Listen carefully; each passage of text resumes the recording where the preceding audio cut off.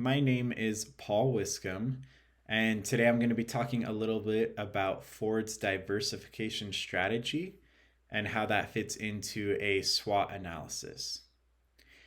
So, to start, our book mentions that diversification creates value when firms exploit or enhance their resources based on entering a new line of business or a market. In order for diversification to be really effective, you need to answer two main questions. So the first question is, why will the existing business be more valuable? And two, why will the new business activity be more valuable with our current company? So we're going to try and answer these with Ford strategies, what they're doing and where they've seen success. And then we'll relate that back into the SWOT analysis and see where it fits in. So to start, back in the day, we saw a lot of different strategies from Ford, but one of the main ones, and they were starting, was their vertical integration strategy. Now, we saw this when Henry Ford purchased things such as railroad companies.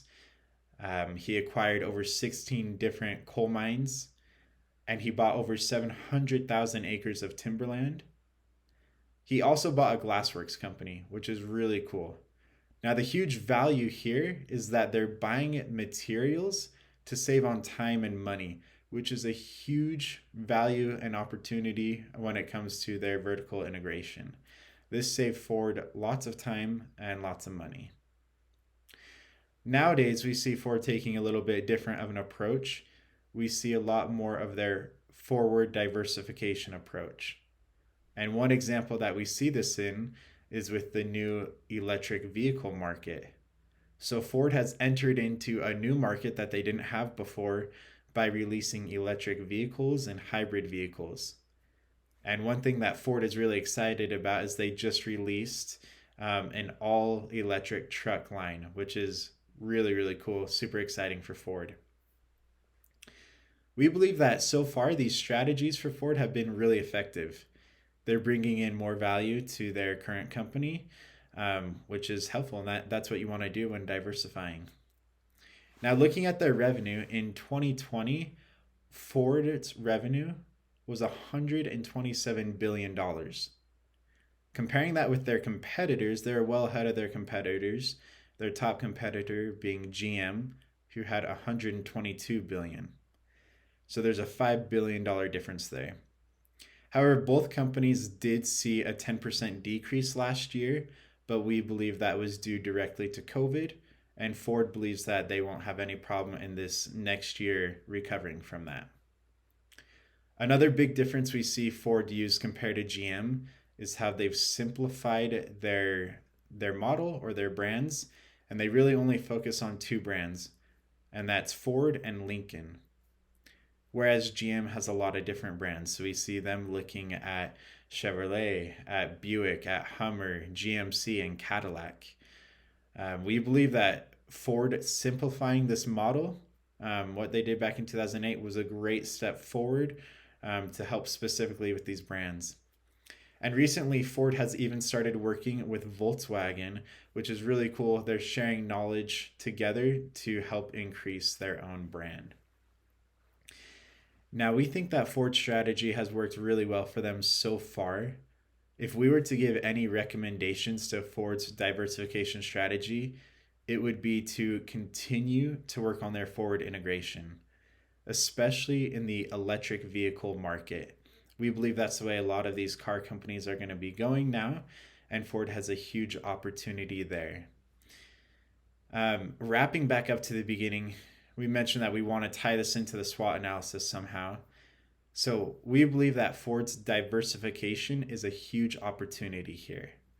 The reason why is the electric vehicles that we mentioned earlier. Ford has a huge opportunity to increase their brand and just increase their reputation a lot as a company. All right, so I will be giving a brief summary of the business level strategies and factors that Ford is currently using and implementing based off of our group's research throughout this semester. The two main business level strategies that we can see Ford using are market penetration pricing and product development. Market penetration pricing, simply put, is the strategy that a significant portion of the market can be controlled simply by having the most competitive prices available. As for product development, this is as it sounds as well. Staying on the cutting edge side of technology, as opposed to being a later adapter of these new innovations, will also ensure you a large portion of the market that demands the newest innovations. The best example of this would be the all new F 150 Lightning. This is the first ever all electric pickup truck from Ford, and the price will start at just $39,000, as compared to the GMC electric Hummer, where the price is going to be starting over $100,000. This is a substantial price difference that illustrates the market penetration pricing strategy being implemented by Ford. Now, while GMC did release their electric truck in a relatively similar time frame as compared to Ford, we are still waiting for an electric truck from Chevy and Toyota, thus showcasing the product development strategy as well. There is still plenty of room for improvement in both of these areas, considering the Tesla Cybertruck was released much sooner than both of these previously mentioned. But with that being said, the Tesla Cybertruck is technically still in production as well, so that race is not over yet. As for price penetration, the cheapest available Toyota now at MSRP is $16,000, while Ford's is $21,000.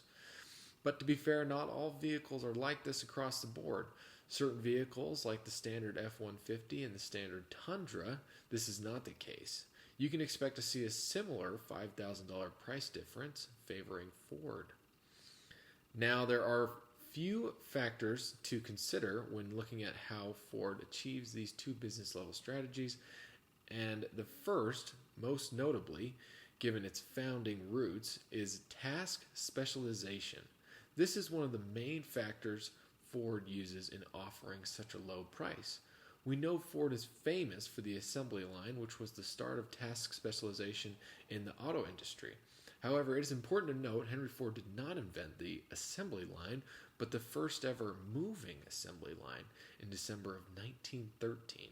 But still to this day, Ford uses that assembly line process to build their vehicles as fast and effectively as possible. Throughout the years, they have mastered and refined this process while adding technology to increase speed and consistency in the manufacturing process.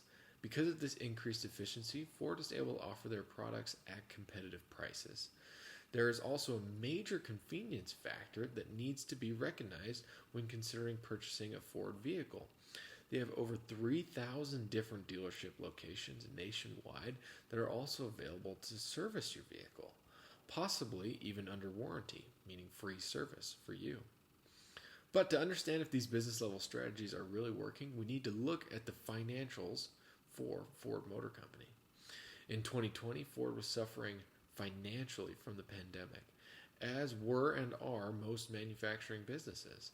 They lost roughly $1.2 billion during 2020, but they were trending down from previous years, so it can be a little difficult to say exactly what was from the pandemic or what was from flawed business strategies.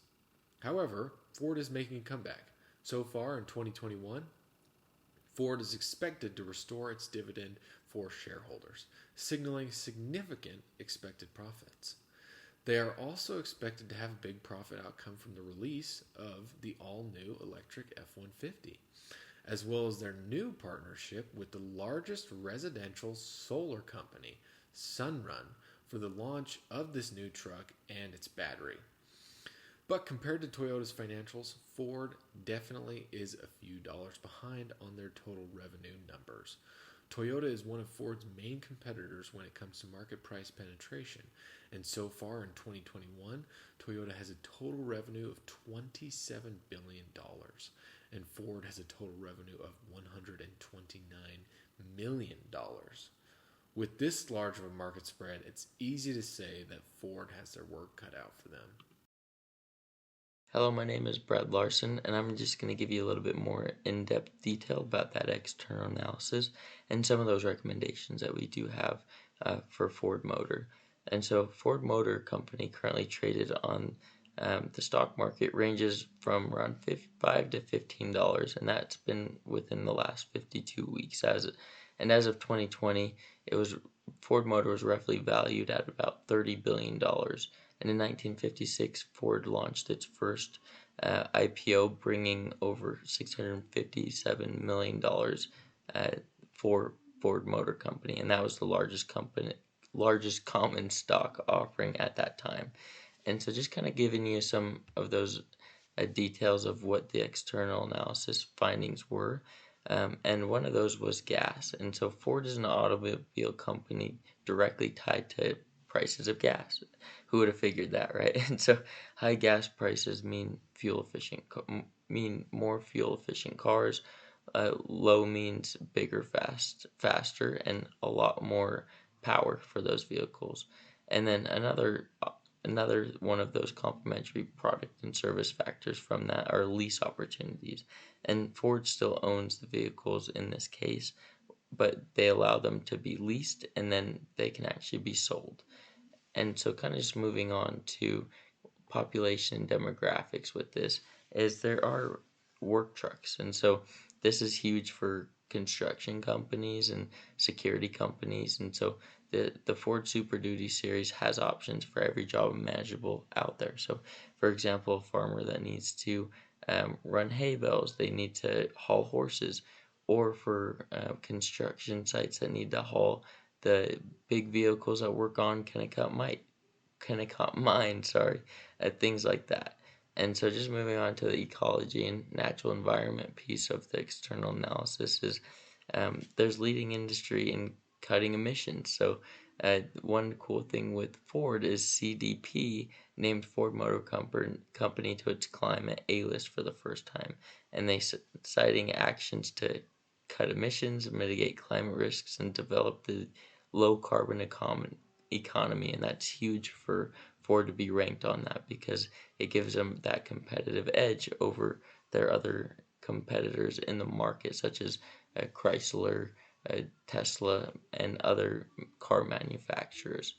And so, just kind of going into that piece of social and cultural forces, the social piece is those new ride sharing apps, and so such as like Uber, Lyft, and what these have done is made it easier for anyone to not own a car, which is something that Ford doesn't want, right? And then another piece of this is the style, and some people love to buy a new car or they love to buy a new truck, and they love the new styles that are more sporty or a lot more durable. And then kind of going into those threats of the industry, again, we're going to go into those ride sharing apps. Those ride sharing apps are making it so people do not need to own a car, especially in places like New York and um, Salt Lake City, places like that where people are close to everything and it's cheaper to get on an app and get a ride to somewhere. And then another threat to this industry is public transportation. And these go to buses and trains, as well as, like, for example, Lime scooters. Those are getting someone from point A to point B and at a much lower rate than what buying a car would be. And so, just moving on, we got the technical advancement part of the external analysis. And so, one of those technological advancements is self-parking cars. And so, this is huge because this is something Ford needs to get into and make it so. For example, Tesla makes it so you can basically park yourself and use your key to park and actually bring the car to you. And that's something that, if Ford can implement, is going to be a game changer for them. And moving on just to uh, the economic conditions of this. And so there's an emission standard. And as a large portion of the economy moves towards emission standards, this is changing how our transportation is. And as far as global and competitive forces, Chevrolet is an example of this because Chevrolet is Ford's number one competitor, and following is GMC. And then the last part of this is just the political, legal, and regulatory environment pieces of this. And so one thing is there was another emission standard. Emission standards are different from state to state and to each country as well. So Ford needs to be fully aware of each state's emission standards and each country's to be able to be a global competitor there. And so with that, I just want to go into the last piece, which is industry opportunities. And so one thing would be Supercross. There are 0 American manufacturers, and so Ford could expand to this market and be into that motocross, which is going to be something that will be a whole new market for them entirely and get a new customer base. And so what I want to leave you with is just some recommendation that we do have for Ford Motor looking into the future to make them more successful. So with the release of the all-new Ford F-150 that is an all-electric truck, what we recommend is putting solar panels on this truck to make it so that the battery is always being charged. So during that daytime when you're driving to California, driving to Vegas, Texas, wherever, your Ford is going to be fully charged. You're not going to have to make stops to the gas station to fill your truck like you would with your Tesla car. And you have to stop for 20 to 40 minutes or sometimes even over an hour to fully charge your vehicle. With the solar panels, it's going to be cutting edge and make it so you're getting more bang for your buck, and it's going to change that industry entirely. And so with that, I just want to thank you so much for your guys' time, and I hope you have a wonderful rest of your day. Thank you. Hey, my name's McKenna Holm, and I'll be going over the internal analysis as well as VIRO or VRIO, and things that have really stood out about Ford and set them apart from other companies. So the number one thing that hits on all 4 categories, valuable, rare, hard to imitate, as well as organized, is going to be their brand. So Ford's brand is very, very strong. They have been known for many years. They came into the industry back in around the 1970s and came in very, very strong. They weren't the first company to come into the automobile industry, but cars or automobiles were very expensive, and Ford was the first person, which actually also hit all 4 categories, on having a low cost functionality. So they were able to create and have low costs on the company side, but also keep that low cost for the mass market, which made them extremely popular, which was really, really cool and helped them stand out. They are very, very complex, but clear on their vision. They have very good leadership, management, as well as a very strong culture. And they've had that since day one, which helps them stand out and gives them a good path. One thing is path dependence. One thing is they could work on having a little bit more organization, having a clearer path of where they need to go and what is going to make so that they stand out compared to other companies, which is one thing that we will go over later on in some different areas where we feel like there could be improvement. A few other things that they could do is networking.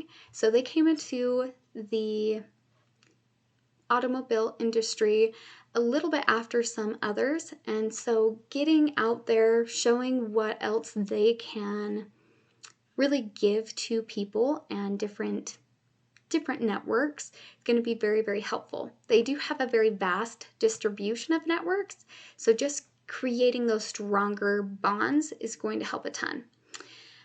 They have a very good body design for their automobiles, which helps them stand out, as well as a patent design. So no other companies can steal their designs. They are Ford's, and so it does give them that rare aspect, which is really, really good for the company. They have multiple industries that are using Ford motors. They have economies of scale, which is very sustained. And then marketing. Marketing is very, very good. They need to keep up at that, but they are very strong in that aspect. And their union relations is also sustained, which is great. So a few insights that I want to just hit on is really, it's been fascinating learning how much Ford affects not only America's economy, but it actually affects the world as well.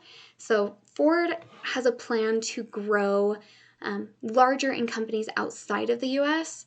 So another thing that just kind of blew our minds was even with inflation, the price of Ford's cars hasn't changed that much. So they are making it very easy for the mass market to be able to afford their cars. So no matter what part of the car or the innovation that's coming, really they're trying to make so that people can afford to have these nice vehicles. And Ford, they have grown to become one of the fourth largest automobile companies in the world. They actually started in 1903 by Henry Ford. So the company has a very good service focus, and it's interesting to see what they have become and what the company, what their successes are, as far as everything that we just went over for the Viro. And it's wonderful that a company this large has so much detail, and they are still organized internally and externally, so that way they can operate smoothly. Making adjustments to that to make an even smoother process is just going to set them apart. But overall, after doing this analysis, we found how capable Ford Motor Company is in such a competitive auto industry. So they have their ups and downs, but Ford seems to always just be able to pick themselves up and put themselves back up at top and be one of those top competitors.